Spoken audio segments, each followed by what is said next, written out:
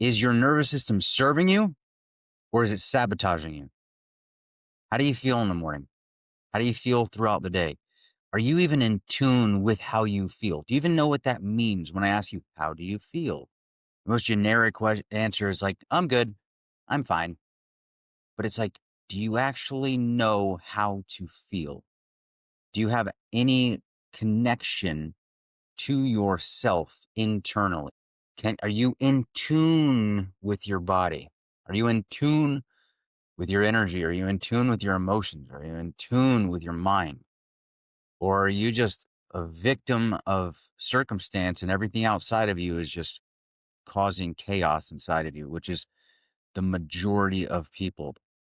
The reason I bring this up is because it seems to be the root cause of most of my clients' issues when it comes to my fitness clients, when it comes to my life coaching clients, when it comes to my meditation clients. The root struggle is one, they're not connected and aware of how they feel, right? And when you can't feel, you can't tell what's really going on. And what I realized is we need to regulate our nervous system. We need to heal our nervous system. Healing our nervous system resets the entire program because the haywire of our energy and of our emotions and of our crazy mindset that is just lost in overthinking and consumption and addiction and all of the isms that keep us from living a healthy, balanced life is healing our nervous system. But you can't heal your nervous system unless you're in tune with your nervous system. You know, when you wake up and the first thing you do in the morning is slam 2 cups of coffee and an espresso or an energy drink just to feel alive, you're hijacking your nervous system to be in super sympathetic state. And we've gone over that before. The sympathetic state is the one in which you're in fight or flight. So now you're starting your day in fight or flight. And now you're running in fight or flight all day. And then what happens is, and this is the pattern I see, then the coffee starts to wear off. Your nervous system starts to get fatigued and it starts to come down to toward baseline. But now your baseline feels depressive because you're used to being hijacked in fucking fight or flight all day. And so now hijacked in fight or flight all day feels normal to you. And anything that is actually peaceful and calm and serene feels depressive. How chaotic is that? But we're not aware of that. And so what do? We drink more coffee. We drink another energy drink. We stimulate. We do whatever we have to do to jack up our energy again so that we can feel what is considered baseline to you in an unhealthy state. That's not healthy. It doesn't work long term. You can do that for short bouts of time in like a sprint mode for like a couple of days, maybe a week or two. But even then, that's like you don't want to do that. And people live in that state for decades of their life. And they wonder why like anxiety is at the highest rate it's ever, depression's at the highest rate ever, suicide's at the highest rate ever. Everyone has a fucking autoimmune disorder. Everyone has a fucking gut issues and everyone has this ism and some other thing. Now, yes, there are many external factors that can be causing that, right? But it's the external factors are causing the nervous system to be out of whack.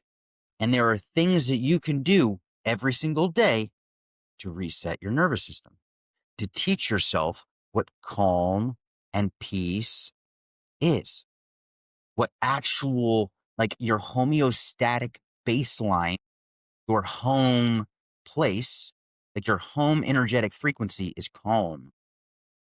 Everyone's is. I don't give a fuck. No, it's not, oh, I'm just an anxious person or I'm just a depressed person no. That's not how it fucking works. It's your nervous system.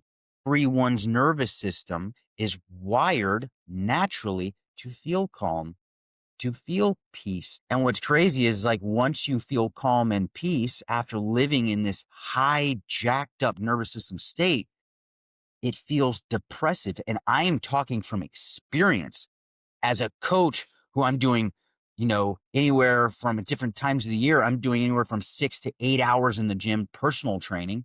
I'm doing 2, 3, 4 hours of check-ins and online with my online clients. And then I got into meditation work, and then I got into life coaching. And now I'm also trying to be a great grandson. I'm trying to be a great brother. I'm trying to be a great friend. I'm trying at times trying to be a great boyfriend. I'm trying, I'm trying to be all of these things. And what I realized was trying to do all of that while also pushing my nervous system to be in high alert all the time so I can be in go, go, go mode, because I felt like I had to be in go, go, go mode. And if I wasn't in go, go, go mode, then then I wasn't productive and I wasn't my best self. I'm burning the candle at both ends. And what happens is explosion. And then I just pull back from all the extra shit.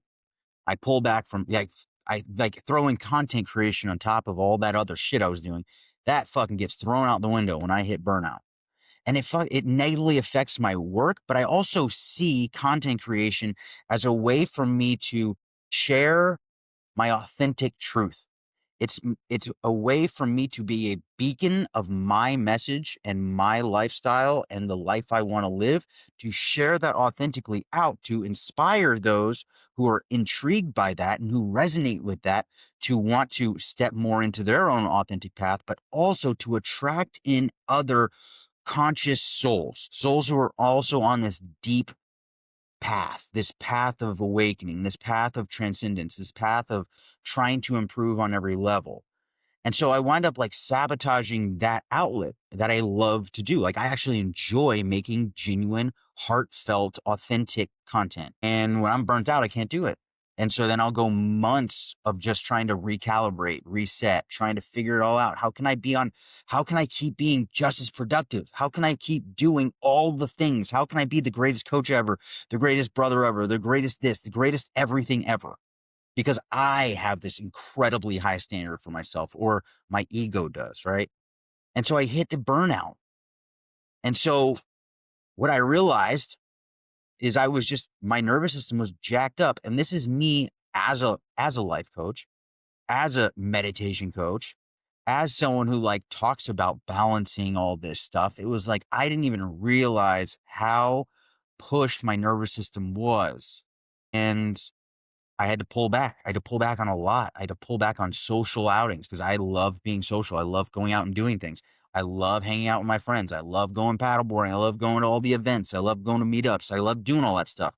I just stopped. I had to pull back for like probably the last like 3 or 4 months. I've just been like, no, dude, this isn't working for me. I'm burning myself out. I'm doing too much. I'm going to pull back and reset. And it's funny because it's just like, it felt depressive. And it wasn't depressive like, oh, I wish I could go hang out with my friends. I wish I had the energy to go do all this stuff. It wasn't depressive like that. It was like I started to feel calm again. And that felt depressive because I was living in high alert for so long. For like the whole beginning of the year, the first few months of the year, my nervous system was jacked up and I'm in, like, let's go mode. Let's fucking get business going. Let's hit new goals. Let's hit new targets. Let's do all the things. And it was just like, it was a lot of fun, but exhausting at the same time. And that's where it was like, I got to experience some things I teach about because I didn't realize how much I was putting out energetically and I wasn't taking time to balance my own energy, refill my cup completely. It was just constantly go, go, go. And like I said, so I woke up to that. I realized that I pulled back on a lot and I started really working on resetting my nervous system again. And it felt depressive at the beginning. Like I knew what it was, but I didn't realize to the extent. I was like, wow, I've been in such a high alert in fight or flight for so long that now calm feels depressive. And I want out of it. I want coffee. I want energy. I want to do things to stimulate myself. I want to scroll on social media because I don't want, it's hard for me to just sit in this calm peace, even though I meditate all the time. But at that time, I was also meditating like a hijacked meditation where I was meditating like with quick 10-minute breath work, quick 10-minute meditation, quick presence, setting my energy for the day to be highly productive and to go, go, go, go, go. And then I would go. And so it was like I was doing an intentional meditation to just be super effective and be highest performance output more than anything else. I wasn't doing the meditation to ground. I wasn't doing the meditation to calm down, relax, sit in peace and serenity. I was doing the meditation to be on high alert and to be extremely productive. And that burned me the fuck out. I got to balance that too. And it's something that I come across with my clients is that wake up to they're so productive. A lot of my clients who come to me are extremely high achievers because I'm an extremely high achiever. And so I tend to attract people who are very high achievers. I don't tend to coach people who need a lot of hand holding or need a lot of motivation because we're aware that motivation is fleeting and it's not real. Most people who work with me are extremely disciplined, extremely organized, extremely structured, extremely high performers in every level. And they hit the same thing as I do. It's burnout. And then it's like, fuck, I got to take a break. I'm doing too much. I'm trying to be a great husband. I'm trying to be a great wife. I'm trying to do all these things. I'm trying to run my business. I'm trying to create content. I'm trying to connect with my friends. I'm trying to be social. And it's just, we want to do it all. I don't know why we're that way, but it's just people who are very passionate and very excited for life, I guess. We just tend to go all in on everything. And so my clients are very similar to I am. Like you're going to attract like attracts like, energy attracts energy, right? Frequency attracts frequency. So I tend to attract people who are very similar to myself. And so we hit burnout very easily, but realizing that when you finally make your nervous system is a priority and you start to realize that you cannot just over caffeinate and overstimulate and over fucking go yourself or anything around you, you will burn out and you will hit the fucking wall and you have to calm down. You got to reset. And like I said, so it's going to feel depressive at the beginning for any of you who are also like me on extremely high output, high achievers. It's going to feel depressive to sit in like calming your nervous system to complete baseline of peace, like true peace and serenity. It feels depressive at first. And then after like a short while, it's only maybe like, it could be a couple of days, maybe a couple of weeks where it feels like it's depressive, but you realize like it's what I need right now. And when you realize, okay, this is what I need right now, and you accept that depressive temporary feeling, what happens is, what for me anyways, okay, I'm going to try and talk from experience, is I will then sit longer in my meditations. So now my meditations every morning are roughly 40 to 45 minutes, and I could do longer, but I'm like, okay, it's like at that 35, 40-minute mark, maybe 30, 35-minute mark, I hit this like full acceptance of the peace, right? Full acceptance of the surrender, full acceptance of surrendering control, full acceptance of this is the present moment that I'm in, full acceptance that everything is happening exactly the way it is,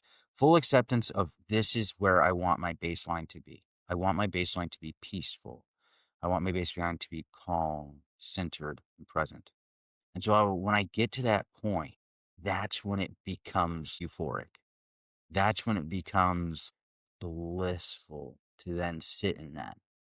And that's why I'm saying I could sit longer. On the weekends, yesterday I meditated for an hour in the morning. I meditated for another hour at the beach. And it's because it's like now that's my home. Like that energetic feeling, that frequency is home now. I've returned back to the baseline and now it feels euphoric. And then what I've realized is now everything else in the day, it's just easier. I don't feel rushed. I don't allow myself to feel rushed.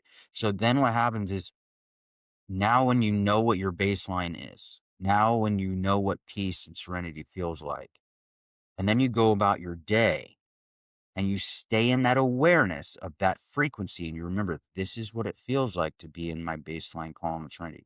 You're going to have moments where you're going to ebb up a little bit and you're going to like for me, when I'm in the gym, I'm pushing my nervous system. I know it. Like that's part of it. I want to push my nervous system. I want to push my muscle. I want to push my body, but I don't want to overdo it. That was something else I used to do a lot more of, but I've balanced that out quite well, actually, over the last few months, is not overtraining. because I'm addicted to the pump, bro. I'm a basic bodybuilder, bro. Like, I love training. I love it. I love it. It's my favorite fucking thing that's just mine. Nobody else is involved in it. It's not like it's dependent upon, a girlfriend. It's not dependent upon a friend. It's not dependent upon anyone. It's mine. It's all mine, and I absolutely love it, and I could do it every single day, but my nervous system can't do it every single day. So I found ways to find a program that works for me to allow me to train at the intensity level that I like to train at, but also allow me to recover from that high level of output and performance in the gym. And so I allow myself to have those ebbs and flows, but I know where my baseline is. And after my workout, I take a moment to sit, consciously breathe, get back into alignment with my baseline frequency of calm, serenity, and peace. And then I will go into work. Then I will go into whatever the next activity is. But I don't allow the external factors to completely skew me. Now, yeah, there may be moments where I hit traffic and I'm really tired. Like this happened the other night. I was exhausted and I got stuck in traffic and I was hungry and I needed to go to the bathroom. Okay. Nervous system was on high alert there. And I just tried to breathe. But then you know what? You know what I also did is I accepted that I was going to be irritated. I just accepted it. I was just like, instead of getting upset, more upset with myself for being upset, I was just like, whatever, dude. This is where I'm at right now. I don't care. This is my humanness. This is part of my humanness, right? But it's like it's just part of it. And then it's like I got home, I was able to go to the bathroom, eat, relax, and then I could come back to baseline. So we're gonna have moments where we get thrown off our baseline. But the thing is like you have to have moments throughout the day, at least the beginning of the day, where you sit in that baseline to create it, to set that frequency. Okay. And it's when you do that, that becomes your home base, like your home base. Then it's like when things throw you off loop, you can breathe and close your eyes and get back into that place. Breathe. And as you exhale, come back to baseline and just come back to baseline. And every time you come back to baseline, you're resetting your energy, you're resetting your intention, you're becoming more aware.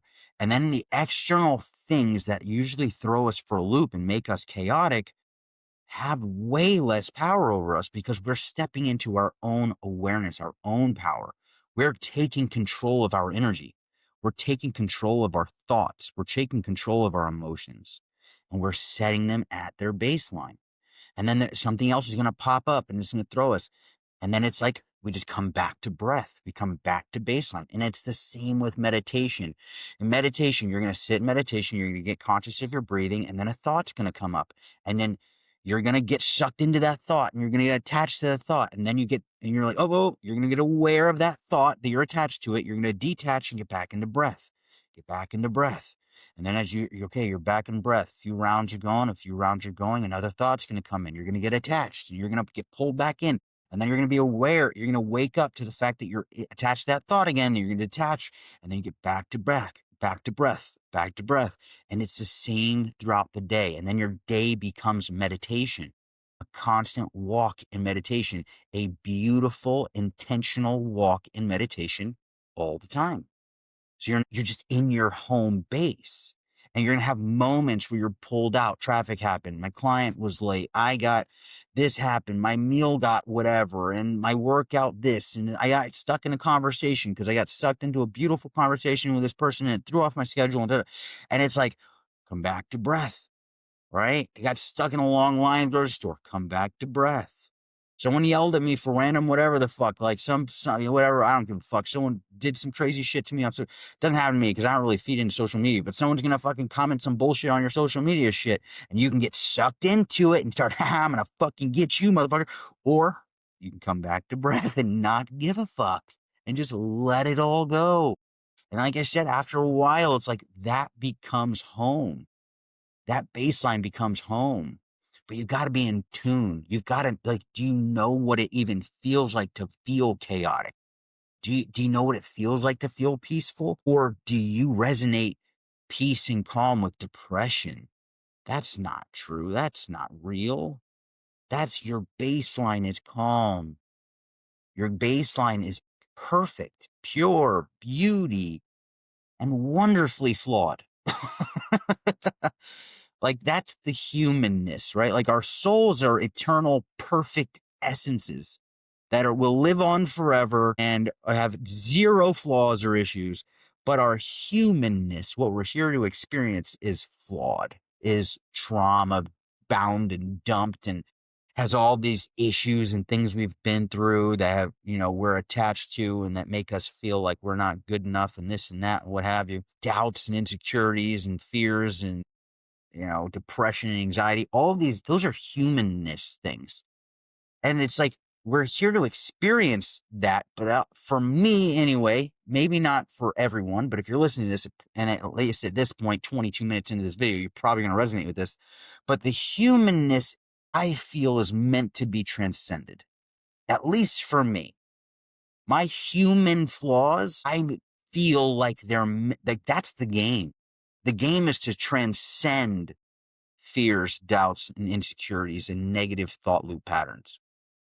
Like, for me, that's what I believe. Like, that's the name of the game, is to, like, remember who I really am. Like, remember my true essence. And so when my trauma comes up and my attachments come up and my fear comes up and my anxieties come up and all the isms and my humanness comes up, and I go back to my breath and I get back in my baseline of serenity and peace and beauty and wonderfulness. When I get back to that, it reminds me who I really am, and I can detach from all the humanness, and I don't have to allow it to sabotage my life and sabotage my emotions and sabotage my relationships and sabotage my goals.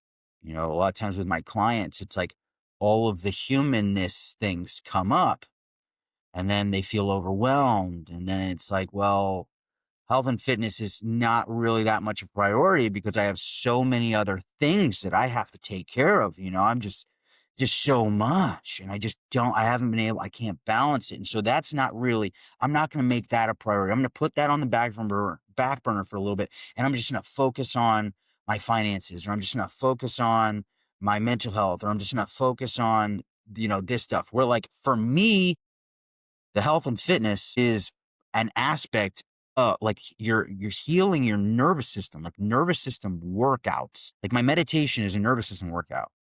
My breath work is nervous system workouts. Like, it's part of my health and fitness. And it's like, I know that when I do my nervous system workouts, my meditations, and I come back to my baseline, my happy place, everything else always takes care of itself, because I make better decisions and I'm less reactive to the world around me, and I'm constructively making better choices in reference to circumstances outside of me, right? Like, the circumstances outside of me aren't controlling me anymore. Now I'm controlling my response to them and making better decisions that move me further along toward my goals on every aspect, every level. 99% of people don't do this.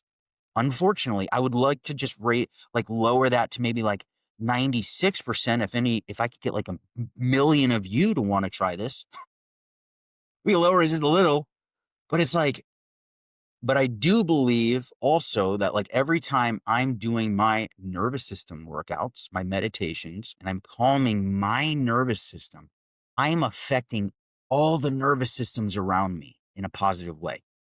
Because my aura in which I walk into a room will change the energy of that room. And I see it happen. It happens all the time. I've always been this way, but I wasn't aware of it, or I wasn't aware of why it was happening and whatnot. But, like, when your energy baseline is set at a healthy place, your relationships with everyone you meet and everyone around you, your family members, your loved ones, everything improves. Everyone improves around you. So it's not just a, personal, selfish thing, even though some people can see it that way. I'm actually helping to raise the frequency of everyone around me when I heal my nervous system. I am helping everyone else's nervous system around me. And that's not like an egoic thing. It is, we are all connected on a level that most people aren't aware of. Like we are all energetically connected. It's eternal. We are all divinely connected, energetically connected, consciously connected, whatever you want to call it, but we are all connected. And when I am doing my nervous system healing workouts, I am helping to heal the nervous systems around me. So just focus on you. Just focus on your stuff. When you get overwhelmed and you want to give up, come back to baseline, come back to breath. When you feel anxious or irritated, or you're having a hard conversation with someone and it feels really overwhelming and you feel overwhelmed, your heart is racing, you're starting to sweat, you're getting clammy, come back to breath. It's just like a meditation. When the thoughts are coming and the thoughts are coming, come back to breath. It just gives you an anchor. When everything starts going chaotic and everything starts trying to over consuming you and taking over you, and you want to like give up and you want to go back to an addiction. You want to go back to fucking drugs, alcohol, random sex, random hookups, fucking whatever your addiction of choice is, scrolling social media, fucking like whatever you do to numb out, don't do it. Come back to breath and calm your nervous system. You know, we're living in a place where everyone's overdrawn, over exhausted, burnt out, and then they just start scrolling Instagram. I feel it. I know I have these moments where I put in crazy long hours at work. I created awesome I just did so many amazing things throughout the day. And then at the end of the day, I don't want to do anything. And I'll find myself wanting to scroll. And it's just like, no, I don't want to scroll. Let me come back to baseline, reset my nervous system. What's something that I can do that's like more fun? Like I'd rather read something. I'd rather draw. I would rather go for a walk. I would rather go take a fucking karate class or fucking kickboxing class, or do something. Just do something that's like, when I look back in my life, I'm gonna be like, damn, I'm glad I made those memories. I'm glad I had those experiences. I'm never gonna look back at my life and be like, damn, I'm so glad I spent 3 hours a day scrolling Instagram for the last decade. I will never do that. That will never be a thought. Like, man, I'm so glad I spent the last 3, 4 hours of every day, every evening for the last 10 years scrolling TikTok and Instagram and Reels. Never will that be a thing that I ever say. I'm going to look back and be like, damn, I'm glad I fucking, I had those great moments, those great conversations, those great walks, those funny fucking things. I'm glad I took that class. I'm glad I took that course. I'm glad I learned that experience. I'm glad I went on that trip. Those are the things that I will look back on and be grateful for. I will never be grateful for giving into addictions and numbing out. Ever. Never, ever. And you won't either. You know that at your truth. And so when you start to want to give into your addiction because you're burnt out, breathe. Just take a few minutes to get back into your breath, calm your nervous system, feel your energy relax, and then do something that you know your future self is going to be grateful for. Reach out to a friend, have a conversation with someone, call your grandmother. That's a thing I do. We never know how long we're going to have our grandmas for. But yeah, so get in tune. And if you want help with getting more in tune with your own energy, let's say you've tried it a bunch of times, you can't be consistent. It's just not working. Or every time you do it, maybe you start to feel that. Maybe you start to feel that come down from that high, exhausted, burnout, cortisol spike state. And it starts to feel depressive and you don't know what to do because you can't, it's hard to sit in that. Reach out to me. I would love to help you in any way I can. Guided meditation sessions, with life coaching, with consult calls, with nutrition, with workout programs, with whatever, however I can serve. Maybe we just do a consult call and I can just give you a bunch of quick tips on what you can do on yourself, on your own. Because maybe you can't afford to sign up for coaching with me, which I totally understand. But like, just reach out to me. Like, I love to do this shit. Even when I burn myself out doing it, I love it. Like, it's just something that I just enjoy doing, is serving. Like, serving is one of my favorite things to do. I love to be in service of something bigger than myself. Because I'm super basic, dude. I'm a very minimalist type person. So it's like, I've got all my bases covered. So I like to live in service to other people, to other things. Like, one of the things I love about being in a relationship is I love being in service to the relationship. I love being in service to my friendships.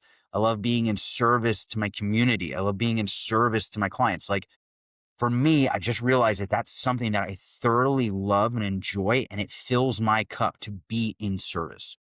Okay. So if I can be in service to you in any way, reach out. I'd love to help. Take a deep breath with me. Let go of all the bullshit.